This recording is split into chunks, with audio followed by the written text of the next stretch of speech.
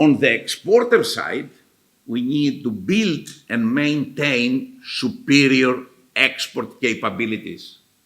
We need to have an ecosystem that can provide skills to these companies so that these are able to compete in export markets effectively.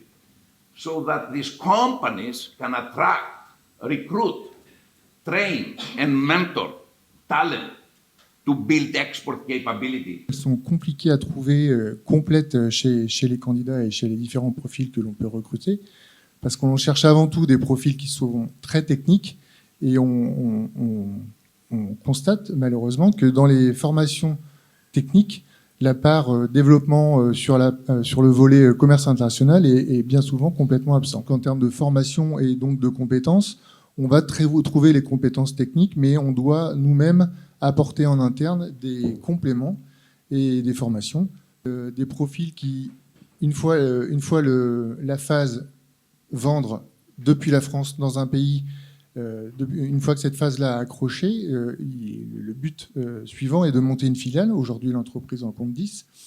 Et bien qu'on en ait fait 10, on n'a trouvé aucune recette miracle, parce que ces profils-là aussi sont très difficiles à trouver et à construire, puisque en fait, il faut disposer de gens qui soient à la fois techniques, qui aient porté l'ADN de l'entreprise un minimum, puisque c'est eux qui vont être garants de l'image de marque que l'on veut apporter, et qui néanmoins sont prêts à devenir américains s'ils vont en Amérique, espagnols en Espagne ou brésiliens au Brésil.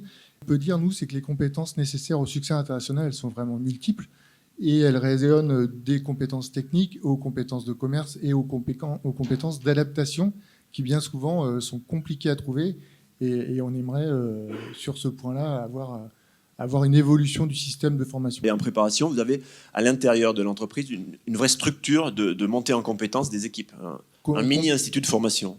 C'est un institut de formation à part entière. On a racheté d'ailleurs un deuxième centre de formation à Nantes il y a 2 ans, qui sont d'abord des centres de formation techniques, mais qui de plus en plus permettent d'accompagner nos collaborateurs dans la montée en compétences, parce qu'au rythme de croissance de l'entreprise, c'est une obligation que l'on a. Et donc, on a développé en interne des formations pour pouvoir suivre cette montée en compétences et ce développement international.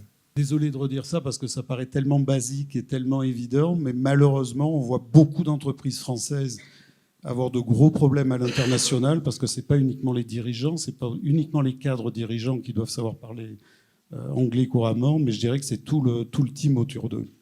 Ça nous conduit à un deuxième fondamental pour moi, qui est l'adaptabilité. On a trop souvent tendance, en tant qu'entreprise française, de penser que ce qu'on fait dans notre creuset français fonctionne très bien à l'étranger. Non, c'est pas vrai. Il faut être capable de s'adapter.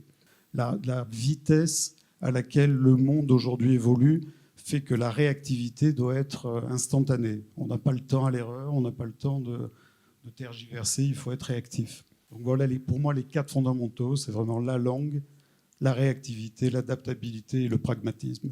Pour moi, les 2 compétences, parce qu'on parle de compétences qui sont nécessaires pour réussir à l'international, sont numéro 1, une compétence qui est tournée vers les autres, qui est plutôt homme, qui adresse à la question qui, c'est le côté interculturel. Numéro 2, c'est une compétence qui est plutôt centrée sur soi-même, qui adresse le quoi, c'est les tâches, et ça, c'est l'approche stratégique vers l'étranger. L'internationalisation associée à une réalité de PME, c'est l'ouverture, c'est, comment dire, même avant l'ouverture, c'est l'engagement de l'entreprise, je dirais, perspective de décloisonnement aussi, même au sein d'une entreprise, il faut faire tomber les silos, puis qu'il faut que chacun des acteurs qui participent à l'effort d'internationalisation s'intéresse à ce que l'autre va faire, parce que l'entreprise s'est réussie finalement, c'est parce qu'il y a vraiment une cohésion et puis que les efforts convergent.